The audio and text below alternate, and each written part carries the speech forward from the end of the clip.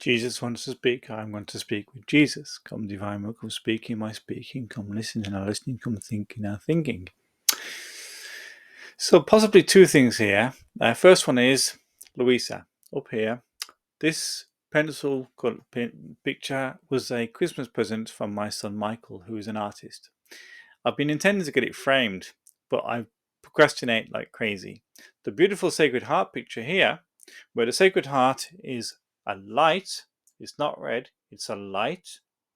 That is that's been hanging up in my parents' lounge for probably over 20 years. And when both parents passed away, I said to my brothers and sisters, "Can I have that, please?" That's a beautiful inheritance. What I'll do is I'll just do this for you. There you go. So you can see there's a reflection of the window here, but you can see that the heart is a light, a beautiful, beautiful image.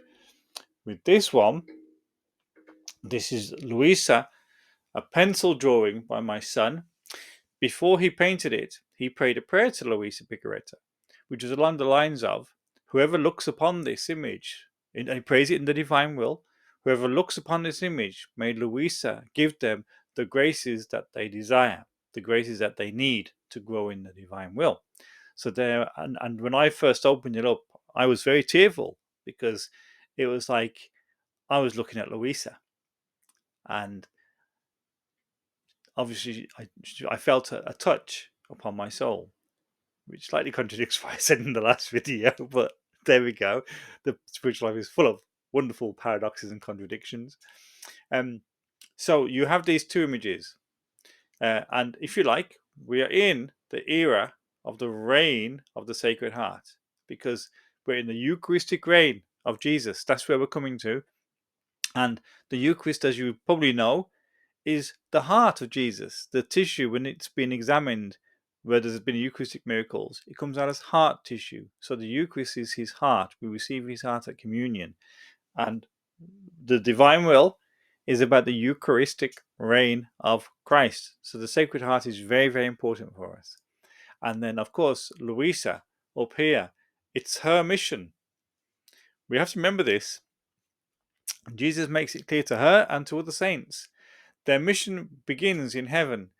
When Luisa was on earth, not much of her writing was published. A few copies of the Hours of the Passion, a few diaries, I beg your pardon, but mostly unpublished. And it wasn't until 1997, 50 years after she had entered into glory, that her diaries were finally released by the Vatican for our time, for this time where we're in. And this is where her mission to preach the divine will to us, if you like, this is her mission. This is her time. I think Jesus talks about that in volume 20. I'm going to have to check that, or 21. That the time of the redemption was the time of Our Lady, and that we are now in Luisa's time. This is her mission now, and we need to really fling ourselves on her intercession in this era, because this is where she works the miracles.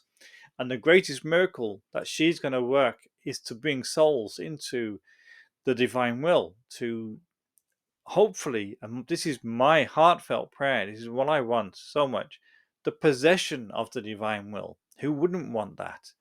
I guess that if we don't really know that much about it, or if we have our wounds within that cause us to lack trust, we wouldn't want possession of the divine will. But as we grow and we're healed and renewed, the desire to possess the divine will is what we want. And Luisa is one who produces that in the soul. She's one who is the herald, the little daughter. They're her diaries. She was the first to have all this knowledge after Mary, because Mary had all this knowledge but couldn't proclaim it. This is something else. Mary knew all about the divine will. She had all the knowledge of it, but she was not allowed to proclaim it because it wasn't her mission. It is Luisa's mission. So here I am teaching it under Luisa's.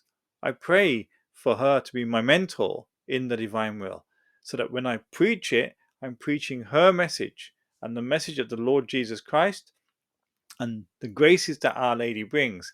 And yes, she's just over there. She's watching you from behind because she's if you like. She lives the hidden life more perfectly than any other saint on earth.